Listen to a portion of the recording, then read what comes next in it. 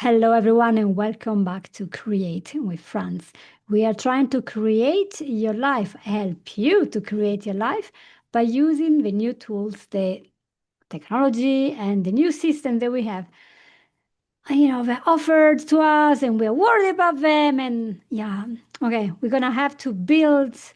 Maybe we have to dismantle things and then rebuild. Maybe we're very confused about this. So I've been interviewing all the top experts that I can find about how to make it in this new world where AI seems to be doing everything, and how to get a job, how to keep the job, how to get better at what we're doing.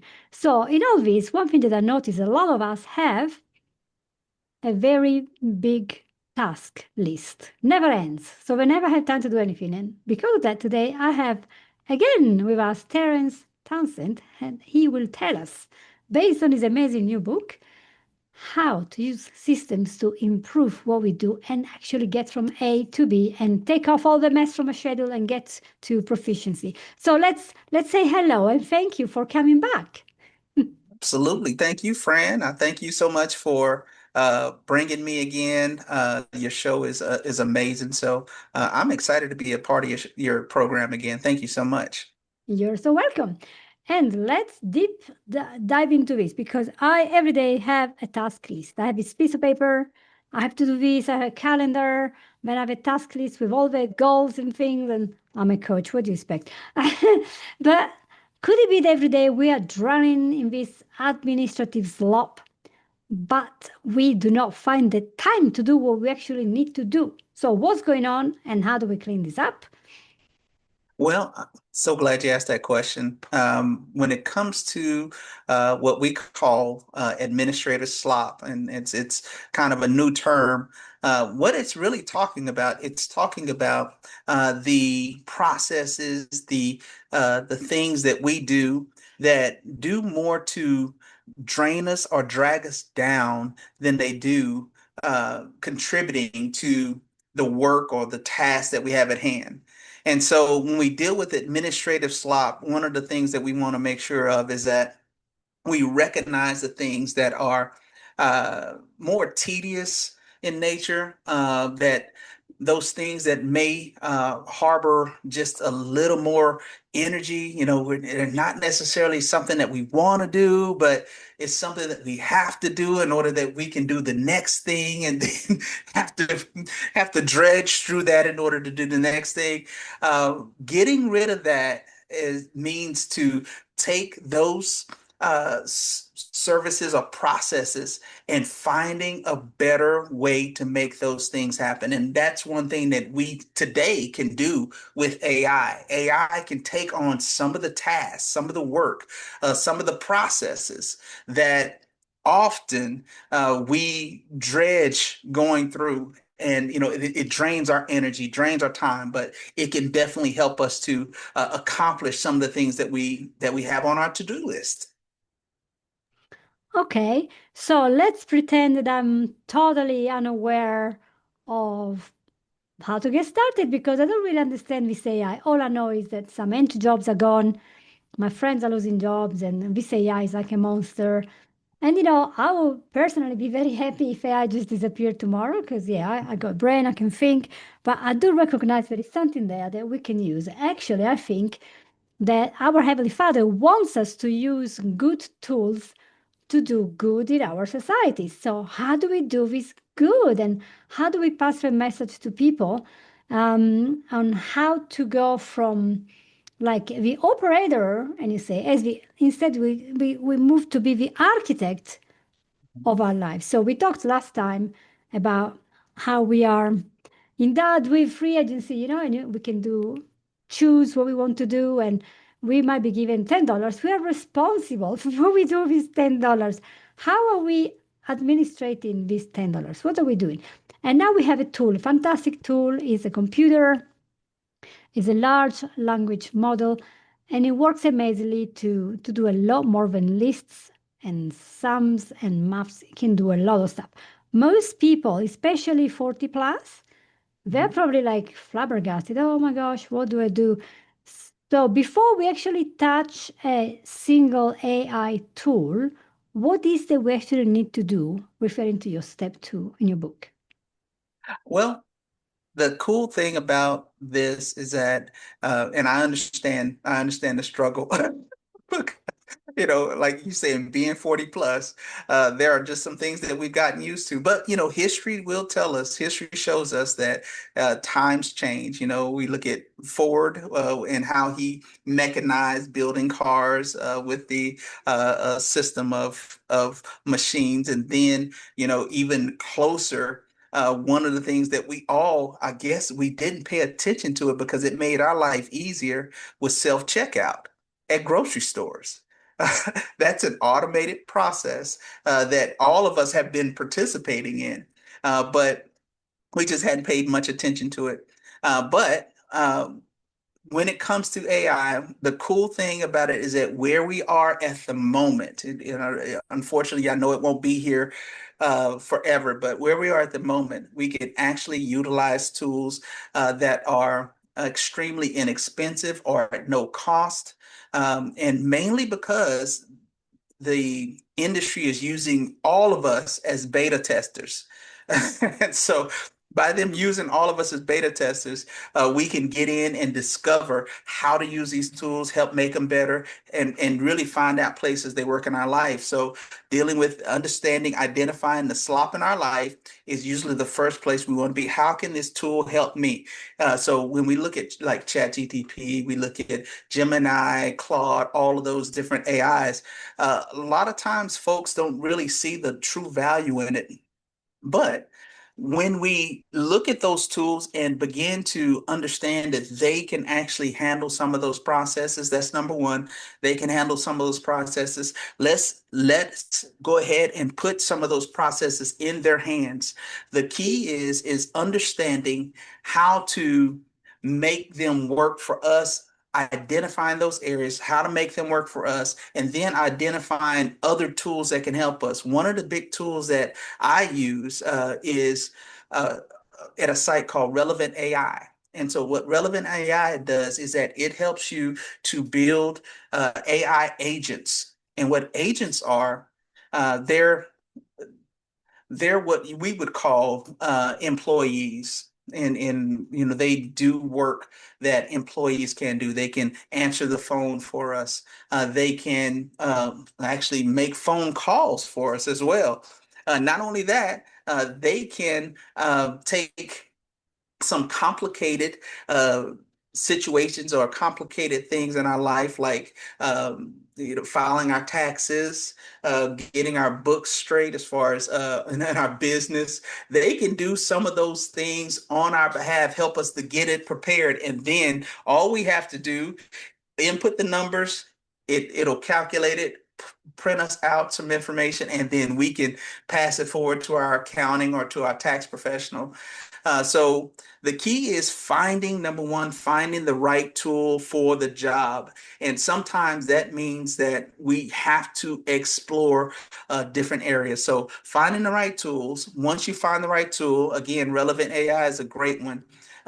You have to establish within those tools the different triggers that make it happen. And what a trigger is that when I put in certain information, I expect this next thing to happen. So let's say you have a great website, Franz, someone reaches out to you, and when they do, my agent that I have there, it will receive their email message and then it will respond according to what their need is. And so it'll trigger them sending an email, triggers that response to go out to them. And so and that's just one area that I believe that everybody, it's kind of low-hanging fruit that I think everybody needs to take advantage of. And that will help to get a lot of work, a lot of this administrative slop off of your plate.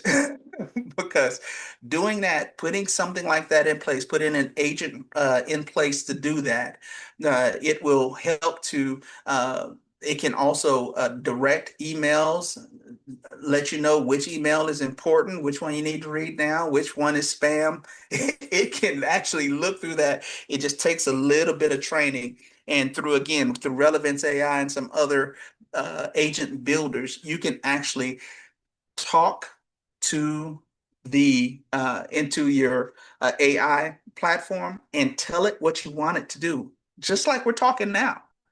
You can tell it what you want it to do, and it will build a bot that can do what you're asking it to do. Hmm. So that sounds like the genie in the bottle, right? You can just ask it. And So, but where is this relevant AI? Like some people say, where is this AI that everyone is talking about? Now, you mhm, and I have been using it for years, but other people are like, where is AI? mhm. Where is it? Well, so Relevance AI is actually, you would go to relevanceai.com. That's the site that can help you to build your first bot. That's one of the sites. It's a few of them out there, but Relevance AI I found to be the simplest. I'm actually certified through Relevant AI to build bots. But in reaching out and getting on there, it's it does take a learning curve. It takes time. And that's the one thing I think that a lot of people get frustrated with is having to learn something new, having to take the time. Um, One of the things that we have also at our at our fingertips is YouTube University. That's what I call it. You can jump on YouTube, type in what you're looking for, and someone has made a training for that you can watch for free. Uh, Take the time to learn how to do these and get familiar. And I don't mean just try to learn it in 20 minutes. Go ahead and take time. This is going to be here for a while. So, we need to get this knowledge, get this information that these folks are giving away for free and learn and jump in. I would encourage anyone to jump in and to discover the opportunity, especially with Relevance AI and some of these others that are bot builders, jump in and just discover what you can do. Find out whether or not it is something that is going to help you, hurt you, and or cause you to grow your business, help automate your life services. But you'll never know until you jump in. Right? That's the thing. If you don't do it, we'll never know what what missed. In the context of, for example, trying to look for work, right? Let's say I'm not sure about my resume, I'm not sure about my skills. Do you have an experience in understanding how these tasks can be improved by using AI instead of going to an agency and asking them to do it for you? What will be the difference? Don't you think that AI is going to be very impersonal in how it sees everything? Man, that's a good question, Franz. I'm gonna tell you why. Because we don't really realize how much work we've done and how much material and content that we put out. What AI can do, it can take everything about you from your resume to a book report to a bio that you wrote for some other job, but it can take all of your work history. It can compile it into one space, and then it can create what is called an avatar for you. And what an avatar is it can tell you really what what you like, what's good for you, what types of jobs may be best for you. Because some people have a skill set that they hadn't tapped into yet. Some people have opportunities, and there are opportunities out there that they don't even realize that they could qualify for, that they could do. Hey, I've been, someone may say, hey, I've been working in this industry for 15 years. This is all I know. But what you've gained and learned along the way can help you to look for new opportunities. But putting all of that information in there into a AI system such as Claude or ChatGPT or Gemini, you put it in there, then you ask it, what types of jobs should I be looking for? What are some of the skill sets that I have that would qualify me for new industries, new opportunities? And then I would say not only just ask it, but then have the AI ask you. Say, type in and say, now that I've given you this information, what questions do you have for me in order to complete this task? And the AI will actually give you some relevant questions for you to answer. You answer those questions, and AI will create an avatar for you that will basically say, this is the type of job, this is the type of industry, these are some of your skill sets that you may have overlooked. Here are your blind spots.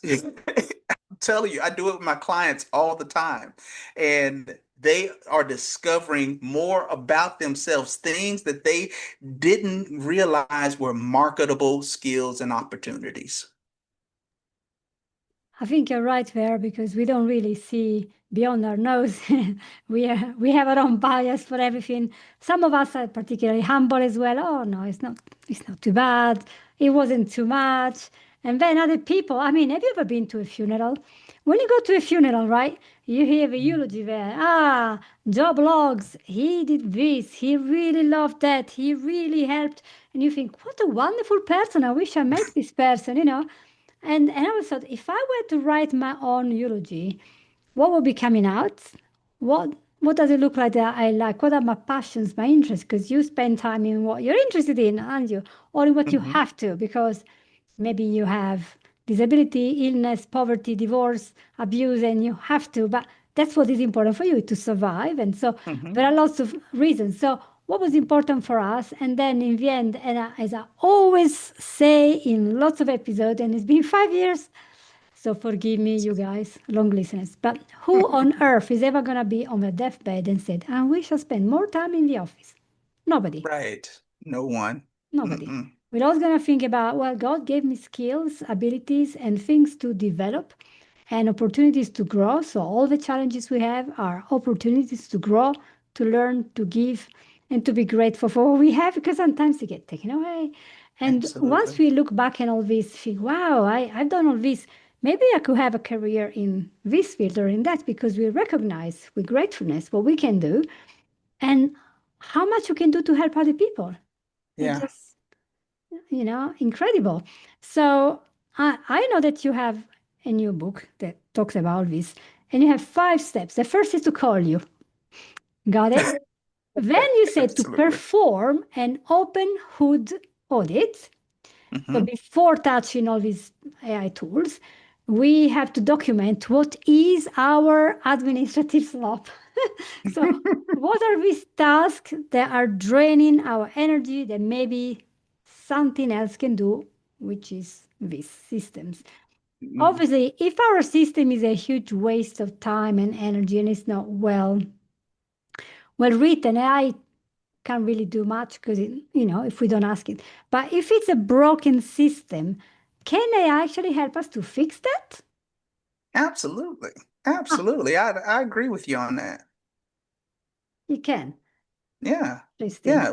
Yeah. Oh, One of the things, yeah, because one of the things is that, when you look at AI, it is really a blank canvas that gives you a straightforward answer. It's just going to give you the truth. It's going to look at your situation, because sometimes, again, you being a person who coaches and connects with people, I do the same thing. And sometimes people will look you straight in the face and not tell you exactly what's going on. But AI can look at a situation, you can put it in there, and they can tell you, hey, these are the areas where we find leaks. These are the areas where you have blind spots. These are the areas where leakage is. I mean, it can take your budget and say, hey, I'm after looking at your budget, this area you can stop, this area you can stop, and and it'll give you a game plan. It'll help give you a game plan. Again, we have to run the play. So, right. uh, More mhm. detail. But let's move on then to your step three, right? When you say you want to identify the ceiling of complexity. Yes. And so we pinpoint what happens to this workflow. There's a point where, let's see, we can't do anymore, right? And you call that the agentic entry point. I'm like, what the heck is that?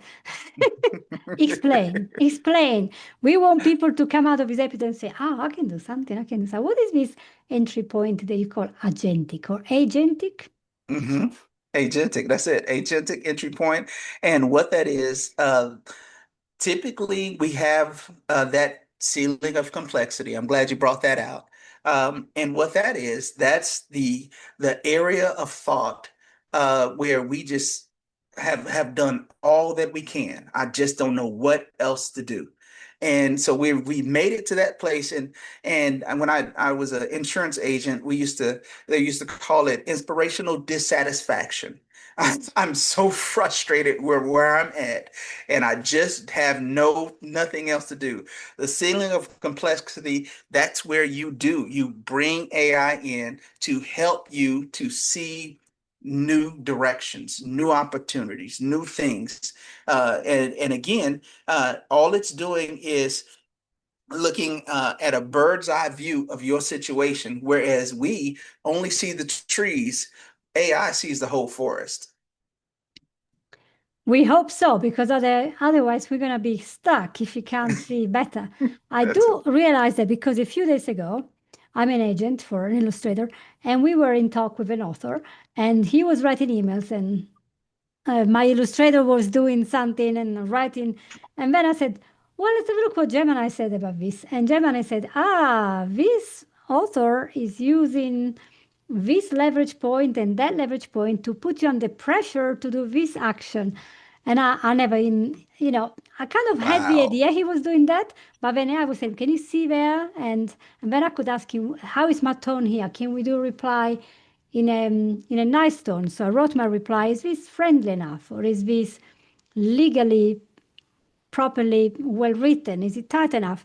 And so it was helping me to put it back, because also my vocabulary, because English isn't my first language. I'm Mhm. Italian, so I might choose a word that is perfectly current in my language, but in another culture, it might sound a little bit harsh or naive or too generic. And so you put it through these large language models, and you can see how am I sounding to these people. And one of my past guests, and her name is Blessing Platinum Williams, and her episode is up on the 1st of February. She is actually a lawyer, and she taught herself how to do software developing. She used Awesome. YouTube University and Udemy, and she learned coding and programming and Wow. software development just like that. I mean, crazy. And she decided to write an app using her own skills. But this app, she took 2 years to develop, I think. It tells you if your tone in your email before you send it is not what you intended to be. So because it can pick up anything. So she using all these skills. Just think about the application of this Oh tuned, I yeah. think it's called. And I think in a societal communication, it's important that we say, well, maybe I don't need AI, but how useful it is, even for grandparents. We write in newsletters. We send Mhm. it to everyone. We had to add the photos, all the dates and everything. Maybe we have relatives that speak another language, you know? Mhm. And you start doing, you maybe doing family history, genealogical work, and you want to put it all together. You can do so much. You can use all this stuff to put it together and make your family history, and then publish it in the book, and you have it.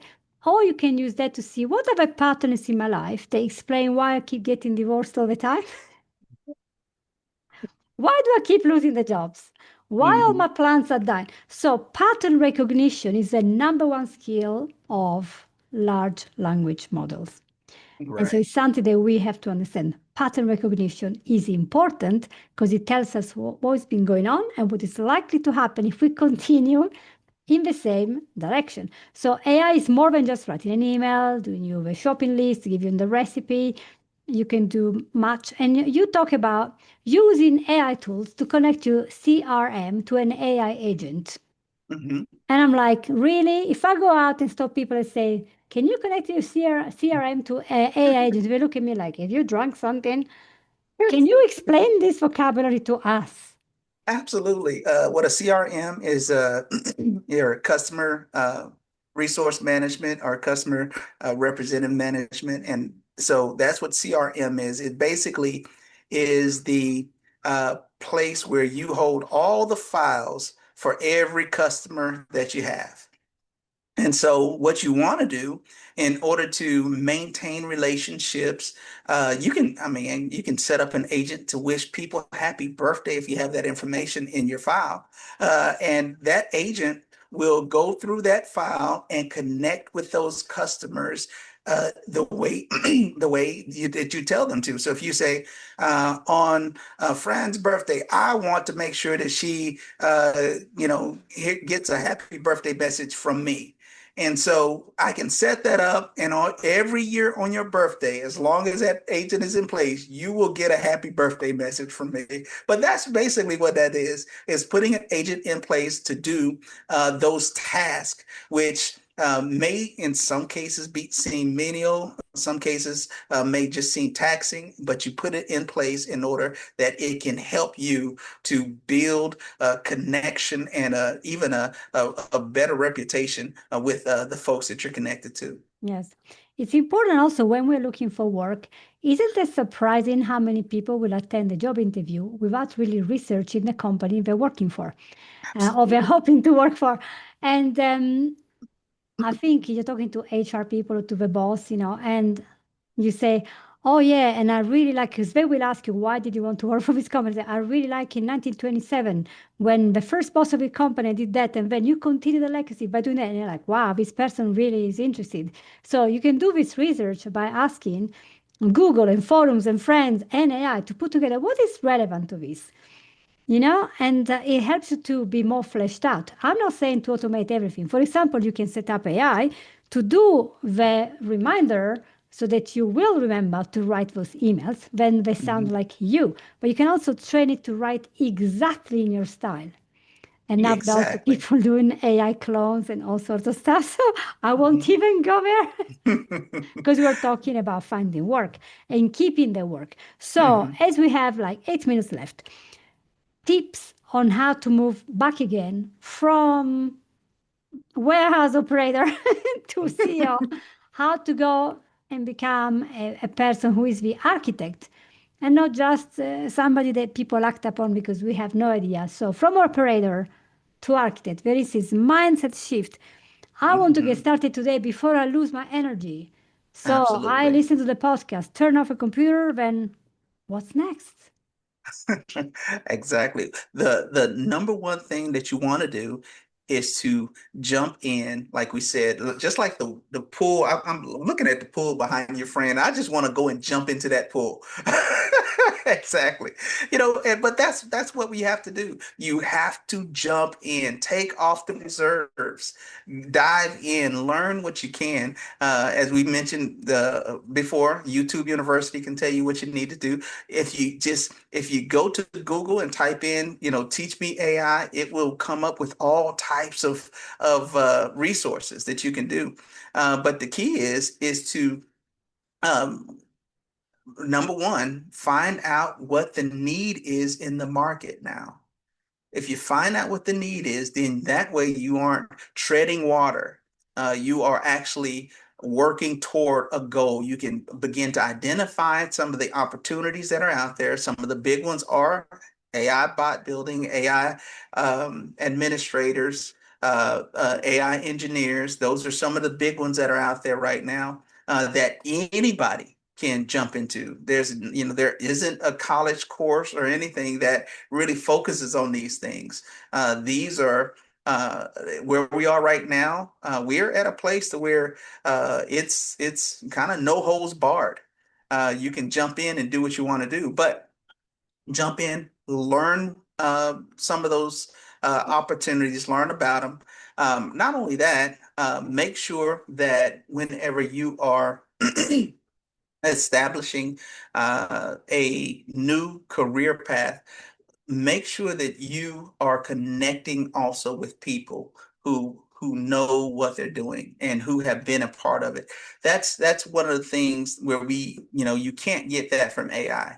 You still have to connect with people. You still have to make those networks, those connections, stay on top of it, get the news that comes in from people, giving blogs and even podcasts like what Franz is doing. You have to stay on top of it. You cannot just, say, well, you know, you have to. Time continues to move forward. And as long as time is moving forward, we have to move forward. Right. Time is moving. And if we refuse, we might be left behind. And That's it. that's it. But, like many years ago when emails came around, it was the 90s. Photoshop, I bought Photoshop 1990s, Mhm. 1998. I got my Yeah. Apple G3 massive computer, had 3 gigabytes of storage. That was a state-of-the-art computer. Look now with my M4, these terabytes. And you think, wow, before when people would talk about emails, they're like, you're posh? You're gonna talk about now you can't do anything without email, text messages, all your banking, That's buying right. the tickets, which means that travel agents have closed, banks are closing, which is very sad. But at the same Mhm. time, you can say, oh my gosh, a person I know in India has a problem. I can go there, get a ticket, get organized, book everything, and be there in 24 hours and do the stuff Mhm. because I have the technology to be there, to send help, to send money instantly. So all these things Mhm. come with a drawback. So we have to always think where is the balance here? And I think it's an individual decision to see how much we want to let AI direct our life or just be a tool. And I think if we don't understand it, we Mhm. can't really decide. It's like we're treating it like a wizard or like a taboo. By the end of the day, it's there. It's a bunch of circuits that works really well to do lots of stuff. Exactly. It's not a Yeah. person, right? So we All want the right. connection. We want to understand what AI is. If we want to know more, you have written a book. Yes, yes, I've written a book. I have a book that I just finished it yesterday, and I'm excited about it. The name of the book is called "Build Your First Digital Steward." And digital steward is the same thing as an agent, but when I say stewards handle certain jobs. If you go to a restaurant, there are stewards in different areas of those restaurants and they handle a specific job. And so the book really identifies the opportunity of just beginning the process of putting a steward in place to handle one job. And then once you learn that, you put more in place. Mm. I mean, I'm like really thinking about all the possibilities. So much stuff we can do here. Well, Mhm. I'm sure this was very helpful for anyone who wanted to clear up a little bit. What on earth is this AI and how can I use it? How can we use it for work? Well, you have to learn about it, see what you can use, and use it to speed up your operations, improve, fill the gaps, and maybe to become more prepared. Because remember, you can also practice interview skills with, because now you can use audio, video. It's just crazy. But always remember, put your human connection there every day. Don't just isolate yourself. Absolutely. AI is not a god. It's not your friend. It's That's just a right. bunch of circuits. It's not your best friend. It's not your therapist, That's right. And AI has a problem, at least with Gemini. It will affirm you all the time. So be Mhm. careful with that because you might end Yeah, up doing dangerous stuff that we saw on the net and what happened in the news. So don't use AI as Yahona as a compass for your life because it's not the right tool for you. There is Mhm. probably the Holy Spirit will be a lot better than that. Amen. Or just intuition for those who don't believe. But I believe that God gives us very much information and inspiration if we are listening. So thank you so That's it. much. Absolutely. Thank you so much, Fran. I definitely appreciate it. And definitely want your folks to know that if they jump on board and want to know more, they can reach out to me. Also, I do offer just for those watching this show, just for those that are part of Fran's team, you will get a 50% discount on every ebook that we have in our bookstore. So I'm sure Fran will have that link for you at the end. But thank you so much, Franz. I appreciate you. God bless you. You stay encouraged, my friend. Thank you so much. You guys, I hope you want to appreciate this and share, like, and subscribe. And I'll see you all next week. Bye bye.